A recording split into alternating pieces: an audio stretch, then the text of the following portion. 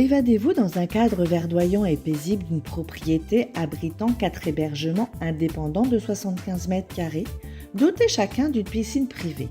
Les Nuits de Lens. Les Nuits de Lens, votre oasis privée à Sainte-Anne, en Guadeloupe, pour une expérience de détente totale. Plage à 10 minutes, parking privé et Wi-Fi gratuit, ainsi qu'un espace commun, barbecue avec table.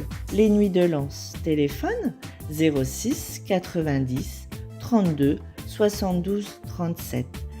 06 90 32 72 37. Mayotte, actualité. Pour l'édition du jour, nous parlerons de la situation à Dembéni. À Mbramadodou, ça ne se calme pas. Le collectif 2018 réclame un Wambushu 2. Du nouveau sur la crise politique à la mairie de Chirongui. Et nous finirons avec la visite de Philippe Vigier à Coconi. Mais tout d'abord, à la une de ce journal, les violences qui sévissent actuellement sur notre île. Et toujours du côté de Dembéni, les nuits de terreur se succèdent. Avant-hier soir, c'était encore la 3e nuit de guérilla urbaine. Les événements ont débuté mercredi à 10h à Tsararano, où un groupe de jeunes cagoulés et armés se dirigeaient vers Dembéni pour causer des troubles. En réponse, un autre groupe de jeunes du village, également cagoulés et armés, s'est mobilisé pour défendre leur village. Les gendarmes sont intervenus pour ramener le calme, un calme qui n'a pas duré puisque vers 18h, les délinquants ont repris les hostilités. Et dans ce contexte de violence, comme c'est nécessaire, les bus du CHM continuent à assurer les navettes entre l'hôpital et les différents villages desservis. Et c'est malheureusement dans cette confusion qu'un bus en direction de Ouangani a été attaqué. Un impact de balle a été découvert dans la carrosserie. Toutefois, selon les enquêteurs spécialisés de la police scientifique et technique, il ne s'agirait pas d'une balle. Selon la préfecture, il pourrait s'agir d'un impact de barre de fer ou bien d'une bille de plomb. En tout état de cause, à Dembéni, de nombreux véhicules ont été saccagés. Les habitants ont une fois de plus vécu une véritable nuit de terreur malgré la mobilisation de 70 hommes sur le terrain. Du côté de Chirongui, les tensions ne s'apaisent pas non plus. Vous le savez, cela fait des années que les habitants de Mbramadodou demandent sans succès le départ d'une personne qu'ils accusent de pratique de proxénétisme et de vente de drogue dans le village. En début de semaine, ils ont décidé de monter d'un cran en érigeant des barrages dans le village afin de se faire entendre. Après des échanges avec le président du conseil départemental, le calme semblait revenu mercredi. Mais dans la nuit du même mercredi à jeudi, un événement tragique s'est produit, à savoir un cocktail Molotov a été jeté sur une habitation enflammant la demeure où dormaient ses occupants. Les secours sont intervenus et ont réussi à évacuer la famille sans blessure grave. Évidemment, une enquête est ouverte par la section de recherche de la gendarmerie pour identifier l'auteur de cet acte ainsi que ses motivations. Comme on dit chez nous, Jishtema. S'agissant d'insécurité, le collectif des citoyens de Mayotte 2018 réclame un Wambushu 2. Le collectif des citoyens de Mayotte 2018 qui figurait parmi les représentants de la société civile reçus par le ministre Philippe Vigier lors d'un après-midi de travail qui devait en principe être consacré aux attentes des Mahorais dans le cadre de la loi Mayotte. Safina Soula, présente pendant les échanges, a expliqué lors de la matinale de Kwesi que très vite le sujet de l'insécurité s'est invité dans les débats. Les participants ont clairement expliqué que la question liée à l'insécurité était aujourd'hui centrale, même s'ils constatent que le gouvernement n'assure pas ses missions régaliennes qui consistent à contrôler les frontières. Qui de plus est, la régularisation des sans-papiers à la préfecture constitue un véritable appel d'air. Le collectif a rappelé que les écoles et les collèges qui sont construits ne sont pas pour les Mahorais. Le collectif des citoyens de Mayotte 2018 a demandé la mise en place d'un Wambushu 2 pour faire face à la situation. Il est vrai que Wambushu 1 avait permis une certaine accalmie pendant quelques semaines, alors reste maintenant à savoir quelle sera la décision du gouvernement. Justice pour la suite de ce journal avec cette nouvelle ordonnance du tribunal administratif de Mayotte sur la situation à la mairie de Chirongui. Pour rappel, cela fait plusieurs mois que des tensions existent entre les élus de Chirongui. La nouvelle majorité a saisi le tribunal administratif et a de nouveau obtenu gain de cause. En effet, les requérants demandaient au juge des référés d'enjoindre le maire de prendre les mesures nécessaires à l'exécution de l'ordonnance du 16 novembre 2022. En réponse, le maire de Chirongui soutenait que les 2 points demandés par la nouvelle majorité avaient été inscrits à l'ordre du jour du conseil municipal du 8 avril et débattus malgré la levée de séance en raison d'un contexte tendu. Par son ordonnance du 29 novembre 2023, le tribunal administratif a constaté que les points litigieux n'ont pas été soumis au vote du conseil municipal lors de la séance du 8 avril. Le même tribunal enjoint donc le maire de Chirongui à inscrire inscrire les points lors du jour du prochain conseil municipal, à les soumettre au vote après débat, sous peine d'une sanction financière de 1 000 € par jour de retard. Cette dernière ordonnance du 29 avril vient donc confirmer que l'ordonnance du 16 novembre 2022 n'avait pas totalement été exécutée et elle vise à garantir les procédures démocratiques au sein de la commune de Chirongi. Décidément, jamais 203. Je vous propose de clôturer cette édition avec le ministre délégué chargé de l'Outre-mer, Philippe Vigier, qui a visité le pôle d'innovation intégré de Mayotte.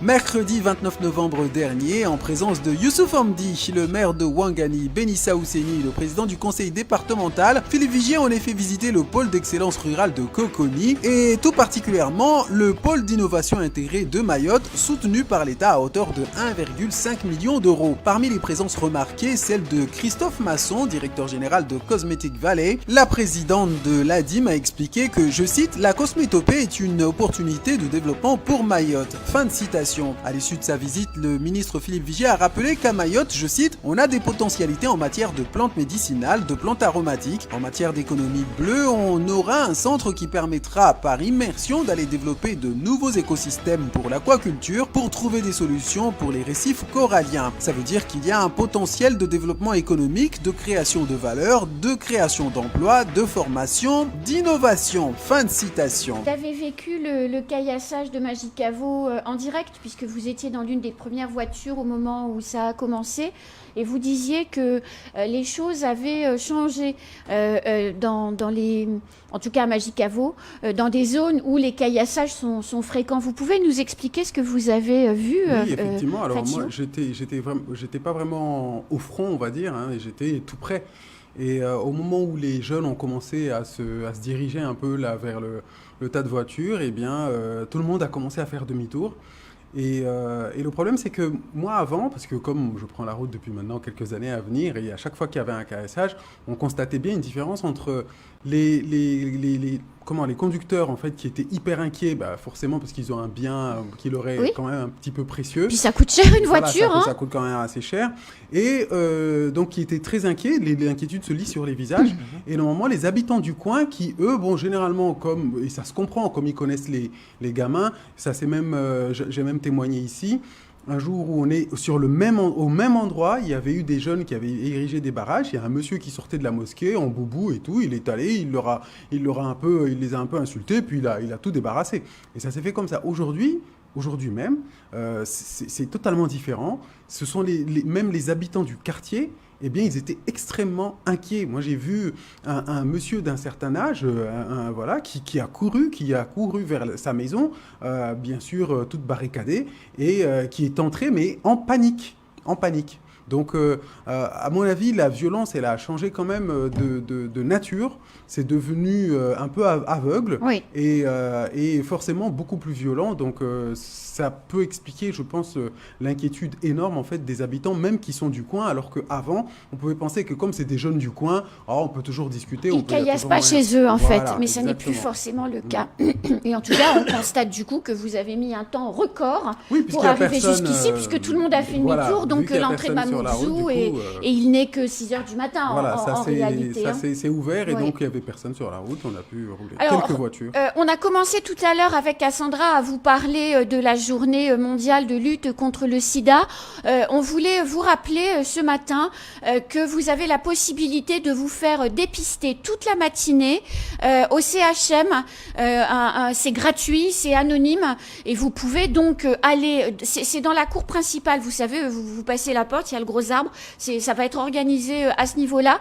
Ce matin, c'est dépistage gratuit toute la matinée dans les locaux du CHM, et Cassandra Narikemsada organise aussi un dépistage à partir de demain, c'est ça, pour toute la semaine? Alors, aujourd'hui également, donc il y a un dépistage, donc c'est organisé avec l'Agence régionale de santé et Narikemsada, sur la place de la République de 8h jusqu'à 14h, et à partir de la semaine prochaine, donc c'est la semaine de dépistage, donc les partenaires de l'Agence régionale de santé et de Narikemsada, tout au long de la semaine, vont proposer en fait du dépistage sur les différents sites, sur les différents coins du territoire. Donc tout le monde peut y aller. Donc toutes les informations sont disponibles sur la page Facebook de l'Agence régionale de santé et sur la page Facebook de Narik Msaada.